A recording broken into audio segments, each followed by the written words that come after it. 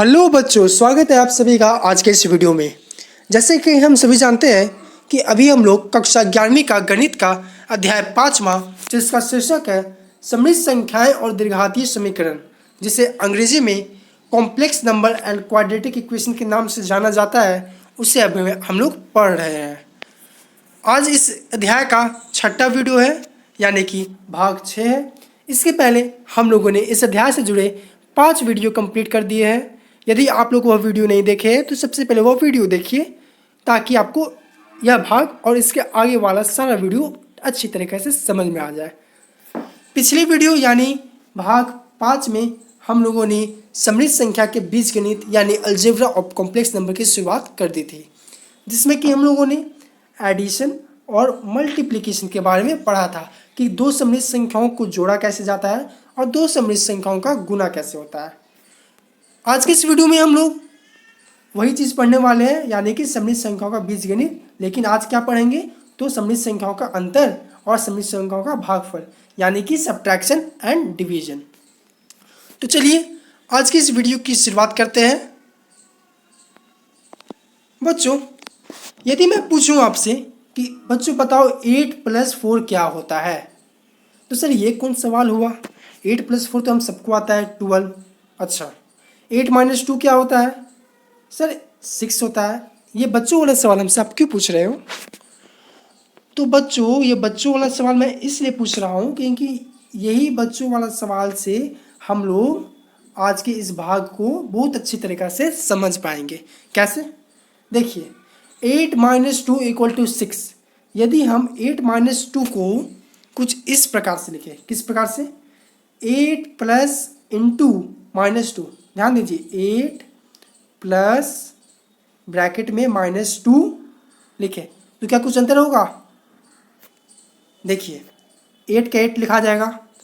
अब आप लोग उसको तोड़ना जानते हैं, plus into minus, plus into minus क्या होगा, माइनस, फिर 2, तो फिर तो हमारे पास वही 8 - 2 ही आ गया, यानी कि यही वाला चीज़ आ गया।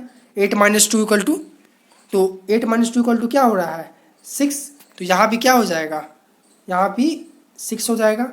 यानी कि हम कह सकते हैं कि सब्ट्रैक्शन को हम एडिशन के रूप में भी लिख सकते हैं, यानी कि जोड़ को हम अंतर के रूप में भी, अंतर को हम लोग जोड़ के रूप में भी लिख सकते हैं। जैसे कि यहाँ पे आप लोगों ने उदाहरण को देखा, पिछले वीडियो में, पिछले स्लाइड में ये 8 - 2 बस दिया हुआ था, लेकिन इसी 8 - 2 को हम लोगों ने जोड़ के माध्यम से लिखा 8 प्लस इंटू -2, जिसका आंसर सेम आया, जिसका आंसर आया 6।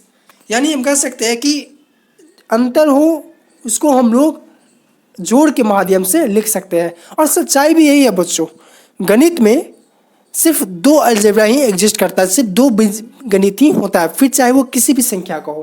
पहला जोड़ होता है यानी एडिशन होता है, और दूसरा मल्टीप्लिकेशन होता है। अब ये कैसे सर, एडिशन तो आप लोग समझ गए, ये सब्ट्रैक्शन तो समझ गए कि सब्ट्रैक्शन कैसे होगा। सब्ट्रैक्शन को हम लोग एडिशन लिखेंगे, फिर इंटू में माइनस करके वो संख्या लिख देंगे, तो फिर से वो हमारा जो सब्ट्रैक्शन आ जाएगा, जैसा कि आप यह इस उदाहरण में देख सकते हो। मल्टीप्लिकेशन डिवीजन भी वैसे ही होगा। मल्टीप्लिकेशन में हम लोग क्या करते हैं, 8 × 2 करते हैं। डिवीजन में हम लोग क्या करेंगे, जैसे 8/2 दिया है, ये एक भागफल दिया है। अब इसको हम लोग मल्टीप्लिकेशन में लिखना है, इसको क्या में लिखना है, मल्टीप्लिकेशन में। तो कैसे लिखाएगा, तो 8 × 1/2, इसको इस तरह लिख सकते हैं। देखिए 8/2 को जो कि भागफल में है, इसको यदि हम लोग गुना में लिखना चाहे तो 8/1/2 होगा। हाँ सर होगा। तो बस अभी आप लोग को यही समझना है, और इसी से जोड़ के हम लोग अभी आज की इस स्लाइड को, आज के इस लेक्चर को समझेंगे। तो चलिए आज के इस लेक्चर की शुरुआत करते हैं। सममित संख्याओं का बीजगणित, अलजेब्रा ऑफ कॉम्प्लेक्स नंबर। सममित संख्याओं का अंतर, जैसा कि मैंने बताया कि पहले हम लोग इसके अंतर के बारे में बात करेंगे। मान लीजिए कि आपके पास एक सममित संख्या ये दिया हुआ है z = a + bi, दूसरा दिया है z' = a' + b' i। तो इसका सब्ट्रैक्शन क्या होगा, z, इसका subtraction Z minus Z dash क्या होगा, जेड माइनस जेड डैश को क्या लिख सकते हैं जोड़ के माध्यम से, Z plus into minus Z dash. पिछले वीडियो में हमने देखा कि 8 - 2 था, तो इसको 8 प्लस इंटू -2 लिखा था। ठीक उसी प्रकार यहाँ भी हम लोग लिख सकते हैं z minus Z dash equal to z plus into minus Z dash. अब इसको सॉल्व कीजिए। अब जेड का वैल्यू क्या था, A plus B I minus Z dash का value A dash plus B dash I equal to A plus B I plus बीच में प्लस का sign plus minus Z dash, तो minus A dash minus B dash I. अब यदि आप इसको solve करोगे तो हमारे पास ये आएगा, क्या आएगा, A minus A dash plus B minus B dash I. और यही जो है यही सब्ट्रैक्शन होता है किसका, सम्मिश्र संख्या का। जैसे कि उदाहरण देखिए, मान लीजिए एक सम्मिश्र संख्या दिया है 6 + 8 आई, दूसरा दिया है 2 + 2 आई। दोनों को यदि हम लोग सब्ट्रैक्ट करते हैं तो क्या करेंगे, पहला को ऐसे लिखेंगे 6 + 8 आई जो कि जेड है। अब माइनस जेड डैश को क्या लिख सकते हैं, plus into minus Z dash. Minus Z dash का वैल्यू क्या हो जाएगा, इसे आप माइनस से मल्टीप्लाई कर दीजिए, तो -2 इंटू -2 आई, यानी -2 - 2 आई हो जाएगा। अब यदि हम लोग इसको जोड़ेंगे तो क्या आएगा, हमने पिछले लेक्चर में जाना था कि जोड़ कैसे होता है, कि ये रियल भाग को यानी वास्तविक भाग को वास्तविक भाग से जोड़ा जाता है और ये काल्पनिक भाग को काल्पनिक भाग से।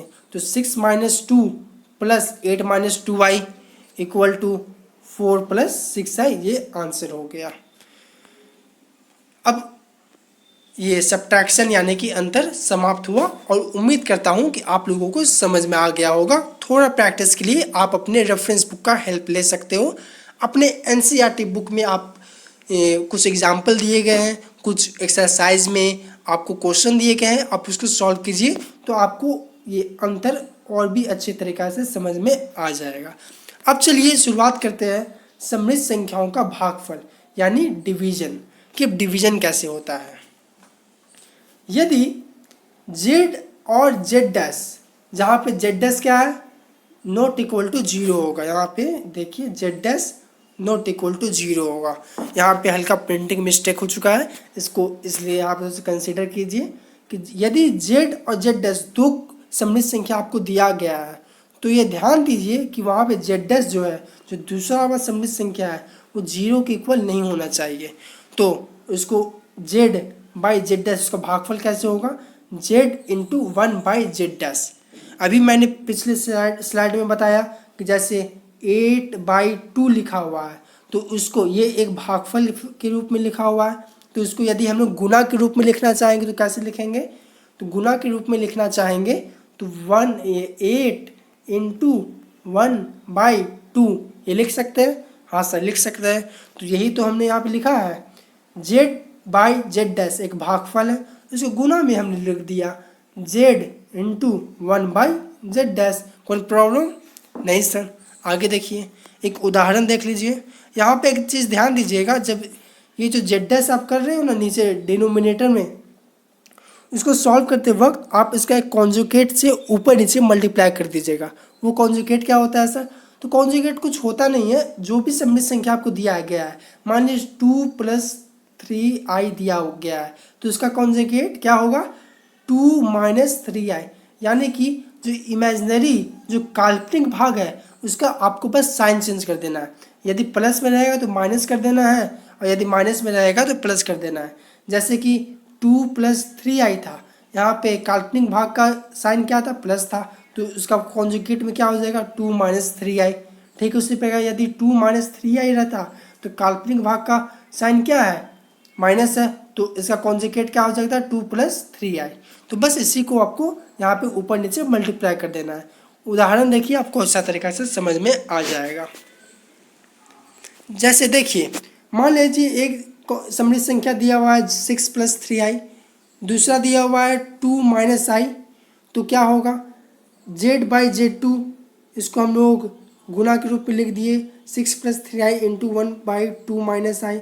अब 2 - आई का कॉन्जुगेट क्या होगा, 2 + आई। अब यदि आप इसको ऊपर नीचे मल्टीप्लाई करोगे तो ये आएगा। अब इसको जब सॉल्व करेगी तो ये आएगा और अंत में आंसर आपका ये आ जाएगा। इसको एक बार आप अपने से सॉल्व कर लीजिए, आपको अपने से समझ में आ जाएगा। वीडियो ज़्यादा लंबा नहीं करना है, इसलिए यहाँ पे हर एक क्वेश्चन का सॉल्व करना पूरे डिटेल में मुमकिन नहीं है। चलिए आगे पढ़ते हैं। दूसरा उदाहरण देखिए, 5i इंटू -3/5i, यानी दिया हो गया है 5 इंटू -3/5i।